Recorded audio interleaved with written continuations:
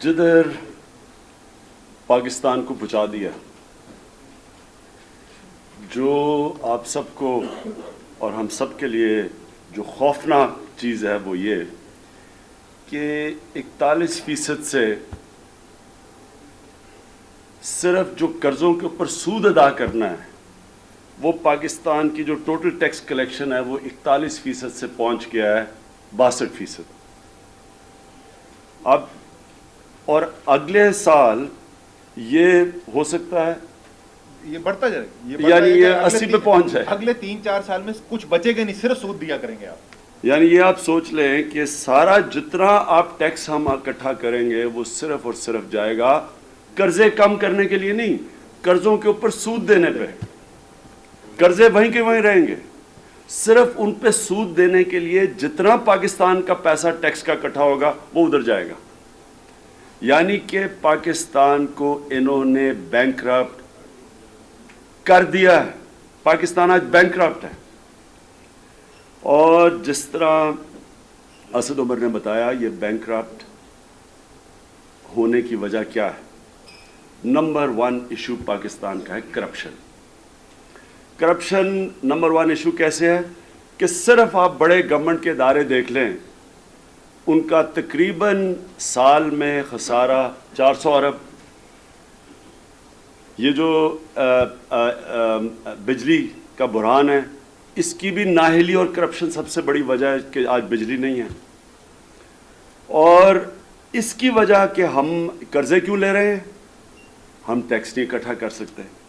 अगर हिंदुस्तान जिधर इतनी करप्शन है उसके बावजूद अगर वो 17% टैक्स जीडीपी रेशो उनकी है, हमारे से तकरीबन दुगनी है, अगर वो कर सकते हम क्यों नहीं कर सकते? हम इसलिए नहीं कर सकते कि पाकिस्तान में हुकूमतों के ऊपर वो लोग बैठे हुए हैं जो खुद टैक्स बचाते हैं। 61% असेंबली में मेंबर्स इनकम टैक्स नहीं देते। अरबोपति हमारे बड़े बड़े लीडर टैक्स नहीं देते, अपनी इनकम डिक्लेयर नहीं करते, अपने बाहर जो असासे पड़े हुए हैं उनको डिक्लेयर नहीं करते। वो बाहर कैसे गए वो नहीं बताते किसी को। उन्होंने अपने नाम पे चीजें नहीं रखते, किसी और के नाम बेनामी चीजें रखते हैं। जब आपकी लीडरशिप टैक्स नहीं देती, उस मुल्क में टैक्स नहीं इकट्ठा हो सकता। आप कोई भी मगरब के अंदर जो भी प्राइम मिनिस्टर या प्रेसिडेंट बनता है, सबसे पहले अपनी टैक्स डिक्लेयर करता है, अपने असासे डिक्लेयर करता है और अपना जरिया माश डिक्लेयर करता है। इस 3 चीज़ों डिक्लेयर करने के बगैर कोई भी बड़े ओहदे पे नहीं, मेंबर पार्लियामेंट नहीं बन सकता। पाकिस्तान के अंदर मैं चैलेंज करता हूं कि हमारे बड़े बड़े लीडर्स किसी ने भी अपने असासे सही डिक्लेयर नहीं किया। इनकी आमदनी बाहर है नहीं, इनकी बिजनेसेस बाहर है नहीं, इनके कैसे बैंक अकाउंट्स बाहर पड़े हुए हैं। और इन्होंने स्कीमें बनाई हुई हैं ब्लैक का पैसा वाइट करने के लिए। अभी हमने हाल ही में सुना एक प्रेसिडेंट ऑर्डिनेंस के तहत आप स्टॉक मार्केट में जितना भी पैसा डाल दें वो कोई पूछेगा नहीं आपको कि किधर से पैसा आया। यानी कि ब्लैक का पैसा वाइट करने के लिए इन्होंने फिर से मौका दे दिया।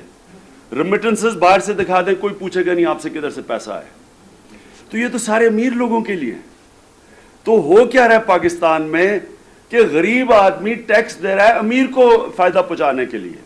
मगरब के अंदर अमीर आदमी टैक्स देता है, उसका पैसा अवाम पे खर्च होता है। यहां उल्टा हिसाब हुआ है। सारा जो सारा बोझ करप्शन और महंगाई इन्फ्लेशन का उठा रहा है वो गरीब आदमी उठा रहा है। इन्फ्लेशन क्यों हो रही है? आपके सामने इन्होंने बता दिया कि ये अपने बजट बैलेंस नहीं कर सकते, खर्चे ज़्यादा हैं, आमदनी कम है। आमदनी बढ़ा नहीं सकते क्योंकि पैसे वाले ताकतवर लोगों को टैक्स नहीं करते, खर्चे अपने कम नहीं करते। आपके सबके सामने ये खर्चे हैं। यानी शर्मनाक बात है कि 62% चला गया कि जो भी हम पैसा इकट्ठा करते हैं वो सिर्फ सूद अदा करने पे चला गया, कर्जों पे। और आप देख रहे हैं कि प्रेसिडेंट हाउस के खर्चे 12 करोड़ रुपया बढ़ गया है, 61 करोड़ पे पहुंच गया। یعنی کوئی شرم نہیں آتی ان کو کہ یہ ایک طرف لوگ مر رہے ہیں، یعنی ایک طرف بے روزگاری بھی بڑھ رہی ہے، مہنگائی بھی بڑھ رہی ہے، دوسری طرف ان کو کوئی فکر نہیں ہے کہ لوگوں کے حالات کیا ہیں، کوئی تکلیف نہیں ہے عوام کی کہ لوگ بیچارے بے بس پھر رہے ہیں. ایک عام اب پینشنر کیسے آج گزارا کرتا ہے؟ پینشنر کو جو یہ دے رہے ہیں پینشن، جو یہ مہنگائی ہو رہی ہے، وہ کیسے وہ گزارا کرتا ہوگا؟ جو تنخواہ دار طبقہ وہ کیسے گزارا کر رہا ہے؟ مزدور کیسے گزارا کر رہا ہے؟ جو چھوٹا کسان ہے، جس طرح کی مہنگائی ہے، وہ کیسے گزارا کر سکتا ہے؟ چیزیں، کھادیں کدھر کی کدھر پہنچ گئی ہیں، یعنی کہ خرچے اس کے بڑھ گئے ہیں. اور اس کو آج آپ دیکھ لیں پنجاب کے اندر، پنجاب سے مجھے جو رپورٹ ہے، وہ بیچارے جو گندم بیچنے جا رہے ہیں ان کو قیمت ہی نہیں مل رہی جو گورنمنٹ نے پرائس دی ہوئی ہے. تو ایک طرف دونوں طرف سے مارے جا رہے ہیں، ایک طرف خرچے بڑھتے جا رہے ہیں، دوسری طرف ایک کسان کے لیے اس کو جو قیمت ملنی تھی وہ نہیں مل رہی. عام تنخواہ دار طبقہ وہ تباہ ہو گیا ہے جتنی مہنگائی ہے، اور مہنگائی رک نہیں رہی کیونکہ انہوں نے اور پیسے چھاپنے ہیں، نوٹ چھاپنے ہیں، کیونکہ اس کے بغیر گزارا نہیں ہے. تو میں حل پہ آتا ہوں. میں سمجھتا ہوں کہ اگر آج جدھر پاکستان کھڑا ہے، اگر کسی نے اس پاکستان کو اب بچانا ہے تو پاکستان کو اس طرح چلانا پڑے گا جو آج تک پاکستان کو نہیں چلایا. اس طرح کی گورنمنٹ آنی پڑے گی جو آج تک گورنمنٹ نہیں آئی. وہ گورنمنٹ سب سے پہلا کام یہ کرے گی کہ اس ملک کے طاقتور لوگوں کو ٹیکس کرے گی، قرضے نہیں لے گی، نوٹ نہیں چھاپے گی، اپنی آمدنی بڑھائے گی، اور دوسری چیز خرچہ کم کرے گی، سادگی اختیار کرے گی. یہ مجھے کون سی دنیا کی جمہوریت کے اندر ڈسکریشنری فنڈز ہیں ان کے، پرائم منسٹر کے، پریزیڈنٹ کے، چیف منسٹرز کے؟ یہ ڈسکریشنری فنڈ کیا چیز ہے؟ آپ ایک ڈیموکریسی میں رہ رہے ہیں. اگر آپ نے کوئی خرچہ کرنا ہے، اس کی اکاؤنٹیبلٹی ہونی چاہیے. آپ کو جواب دینا چاہیے کہ میں نے کتنا پیسہ خرچ کیا. ان کے سب کے اربوں روپے کے ڈسکریشنری فنڈ ہیں. پھر انہوں نے، میں ابھی دیکھ رہا تھا کہ سیکرٹ فنڈز ہیں، وہ جواب دینی ہے کہ اس میں بھی اضافہ کر دیا. پھر کیا غریب ملک میں اتنے بڑے governor houses, president houses, prime minister houses, chief minister house. اچھا چیف منسٹر، یہ ایک اور مذاق ہے. ایک چیف منسٹر ہاؤس نہیں ہے پنجاب میں، 4 چیف منسٹر ہاؤس ڈکلیئر کر دیے. سارا خرچہ بیچارہ غریب عوام دے رہی ہے اس کا. تو ایک طرف ڈرامے ہو رہے ہیں جا کے کہ جی یہ بجلی نہیں ہے، مینار پاکستان میں بیٹھ رہے ہیں. دوسری طرف بتائیں کہ آپ کی چیف منسٹر ہاؤس کا کتنا خرچہ ہے؟ 4 چیف منسٹر ہاؤس ہیں، لوگ بھوکے مر رہے ہیں. تو ایک طرف صاحب اقتدار کو ایک بالکل اس ملک کے جو اوپر حکومت کر رہے ہیں اپنی مثال سے اپنے خرچے کم کریں، اپنا رہن سہن سادہ کریں، عوام کا ٹیکس کا پیسہ عوام پہ خرچ کریں، اپنے اوپر نہ خرچ کریں. دوسری طرف کرپشن، یہ اب اتنی بڑی کرپشن اس سطح پہ پہنچ گئی ہے کہ یا تو کرپٹ بچیں گے یا پاکستان بچے گا. دونوں ساتھ چل ہی نہیں اب سکتے. آپ کے سامنے یہ جو گورنمنٹ کارپوریشنز ہیں، ہمارے سامنے سٹیل مل کی میں مثال دیتا ہوں. یہ حکومت آئی تھی، 8 ارب روپے کا سرپلس پڑا ہوا تھا. آج 40 ارب روپے سے زیادہ وہ خسارہ ہے 4 سالوں میں. کدھر گیا پیسہ؟ کیسے گیا؟ پی آئی اے آپ کے سامنے ہے.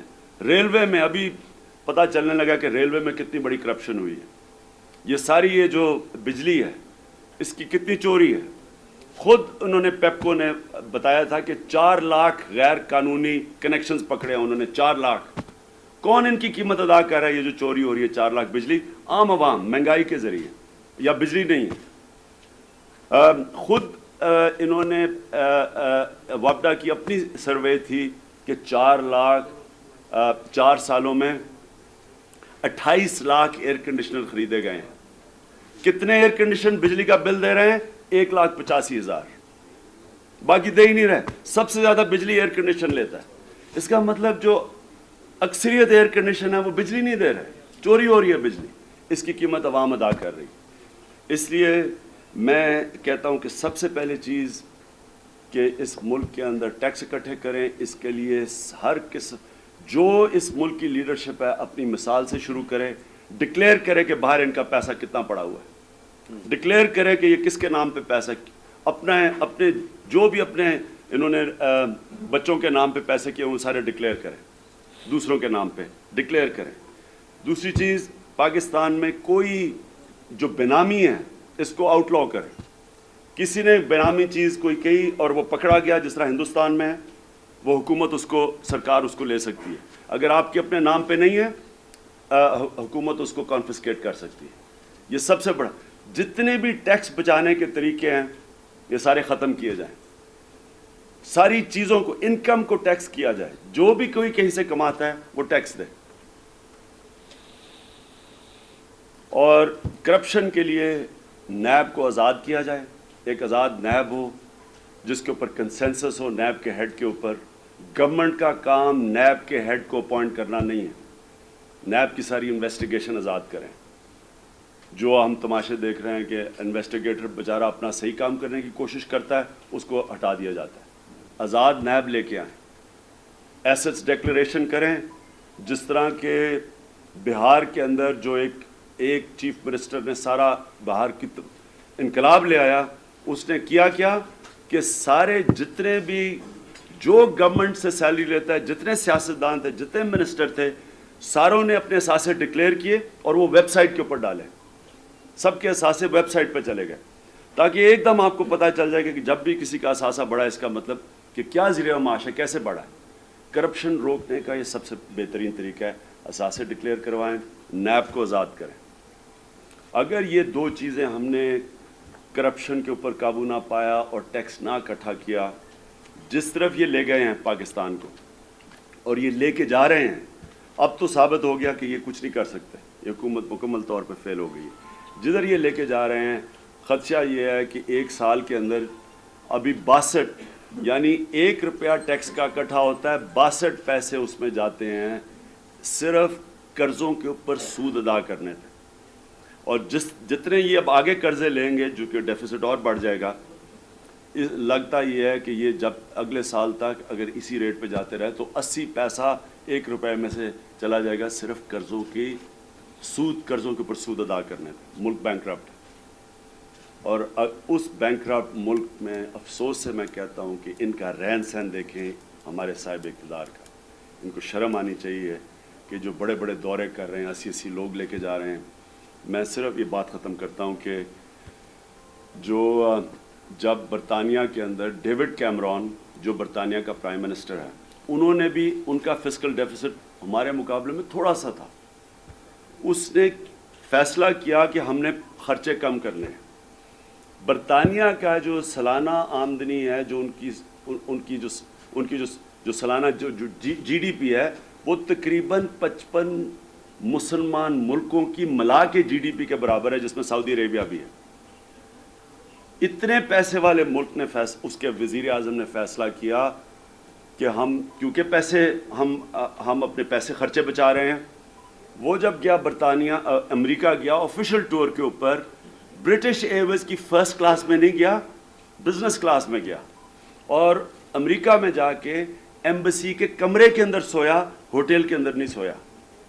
آج برطانیہ کا کوئی بھی وزیر اگر 5 گھنٹے سے کم فلائٹ ہے, 5 گھنٹے سے کم, تو وہ اکانومی کے اندر ٹریول کرتا ہے عوام کے ٹیکس کو پیسے کی قدر کرنے کے لیے. اس لیے لوگ وہاں ٹیکس دیتے ہیں.